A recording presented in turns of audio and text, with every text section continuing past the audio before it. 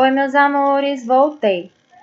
Esta videoaula aqui é sobre aquele recadinho que a tia disponibilizou lá na sala virtual sobre nossa atividade de ciências. A tia gravou, só que não saiu som. A tia esqueceu de ligar aqui no programa o microfone do computador, do notebook. Agora a tia vai gravar novamente e agora tá saindo som, ok? Então vamos lá. Ciências, segundo ano, tia Sassá, o ar e o solo. Viu aí o catavento? O nosso moinho precisa do ar para movimentar. Exatamente. O ar. O ar é necessário à vida dos animais e das plantas. Todo o nosso planeta é envolvido por uma camada de ar. Essa camada que envolve a Terra se chama atmosfera.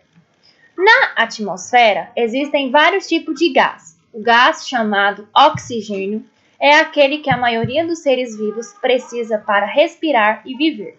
Ou seja, sem ar não respiramos. Sem ar, impossível viver.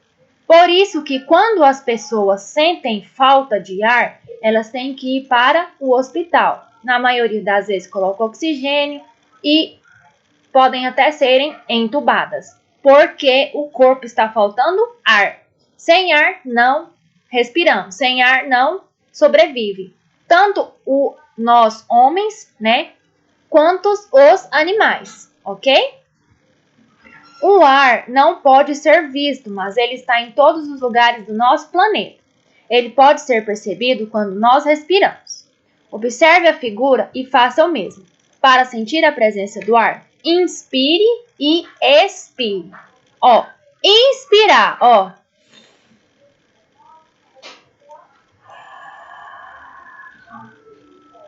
Eu inspirei, eu puxei o meu ar. De novo.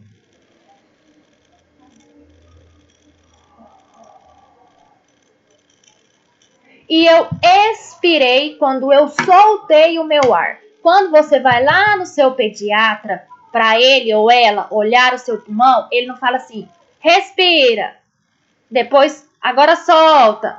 Então, você respira e depois expira, ok? Quando o ar se movimenta, ele pode empurrar ou carregar outras coisas. O ar, quando se desloca, forma o vento, importante para refrescar a temperatura dos ambientes, mover moinhos, ajudar no deslocamento de barcos à vela, secar roupas nos varais e etc. Então, o ar, quando ele se movimenta, ele pode empurrar ou carregar várias outras coisas, não é verdade? Só que ele é muito importante também para secar as nossas roupas, a roupa da mamãe no varal, para mover os moinhos e principalmente para ajudar aqueles barcos que têm vela para movimentar. Então, aí no livro de vocês tem o exemplo do moinho, tem o exemplo da roupa no varal, tem o exemplo de um outro moinho também e os barcos à vela. O ar, quando se desloca em alta velocidade, pode fazer muito estragos. Os vendavais, os ciclones, os tornados e os furacões são fenômenos naturais causados pelo deslocamento em excesso do vento. Aí ele deu o exemplo do ciclone e deu o exemplo do tornado. Aqui no Brasil isso não é muito comum, mas tem outros países que vivem sendo prejudicados com ciclones, tornados e tantas outras coisas. O ar não possui uma forma definida, mas ele está presente em todos os ambientes fechados. Aí ele deu o exemplo aqui de objetos que medem a velocidade do vento e medem a direção do vento. Então, esse primeiro aqui, ele chama anemômetro. Mede a velocidade do vento, é usado nos observatórios e nos aeroportos. Quando você tiver a oportunidade de ir a um aeroporto, você vai ver que lá existe esse objeto aqui, que é o anemômetro, porque ele precisa medir a velocidade do vento, porque senão é perigoso o avião aterrissar. Catavento indica a direção do vento também. Ele pode ser diferente em direções norte, sul, leste, oeste. Então, o vento norte é uma coisa, no sul outra coisa, leste outra coisa, oeste outra coisa. Esse bichinho aqui, esse objeto, é mais usado tipo fazendas, tem muito desses negocinhos aqui, ó, com esse galinho em cima, para orientar a direção do vento. E temos a biruta, que ela indica a direção do vento. Aparelho indispensável aos aeroportos, pois os aviões só devem levantar voo e aterrissar no sentido contrário do vento. Então, por que nos aeroportos é indispensável a biruta? Porque se o avião pegar voo ou aterrissar sem saber o sentido contrário do vento, é perigoso ele cair e as pessoas morrerem. Então, por isso que a biruta é indispensável, ok?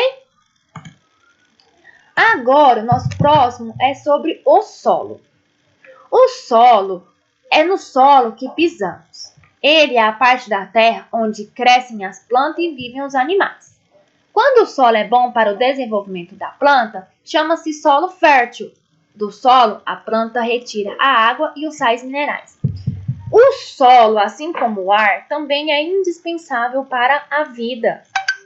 O solo é aonde as plantas retiram a água e os sais minerais. Então, sem essas substâncias, os vegetais, as plantas em si não podem sobreviver, porque é do solo que elas retiram toda essa substância, esses nutrientes que ela precisa para desenvolver e crescer. Os elementos que compõem as construções das casas também são retirados do solo. Por exemplo, a argila, que são feitos tijolos, o cimento, o ferro, que prepara as estruturas, etc. Então, até na construção da sua casa, é indispensável o uso do solo, porque na sua casa tem tijolo retirado da argila, tem o cimento, tem o ferro. Então, até na construção da nossa casa, o solo é indispensável. No solo, há muitos tipos de pedra e rochas, dos quais retiramos alguns minerais. Exemplo do ouro, do ferro e das pedras preciosas, como o rubi, o topázio, a ametista, a esmeralda, o cristal e etc., que são muito explorados pelo homem para fins comerciais. Esses produtos que tem nas rochas e nas pedras que tiramos, o homem cobiça ele muito para fazer ouro, para fazer pulseiras, colar, brincos. Então, tudo isso é retirado do solo. O ferro e outros minerais estão presentes em diversos objetos no nosso dia a dia. Esses ferros, portão, grade que você vê, também é retirado do solo. Sem o solo, não teríamos o ferro. A partir da bauxita é produzido o alumínio.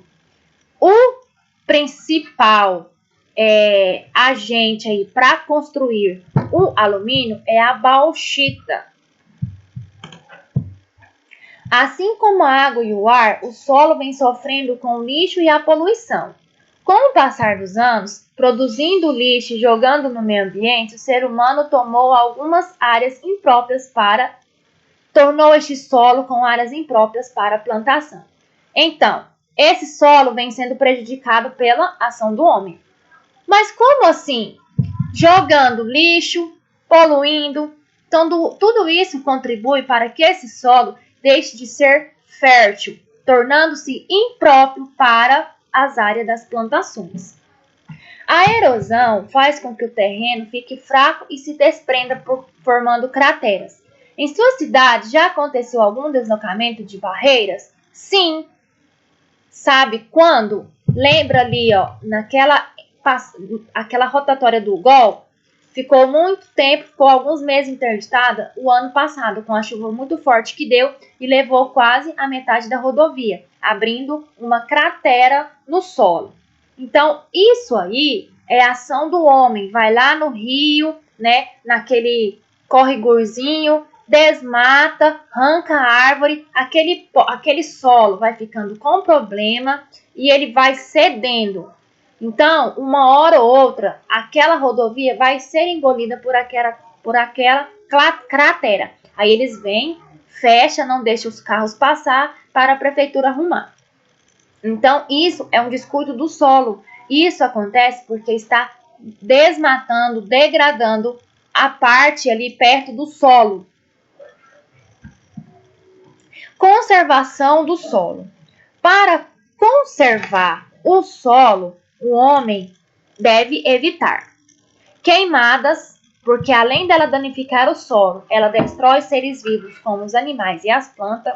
Então tem que deixar de haver queimadas, porque além do solo, ela mata os seres vivos, que são as plantas e também os animais que ali existem.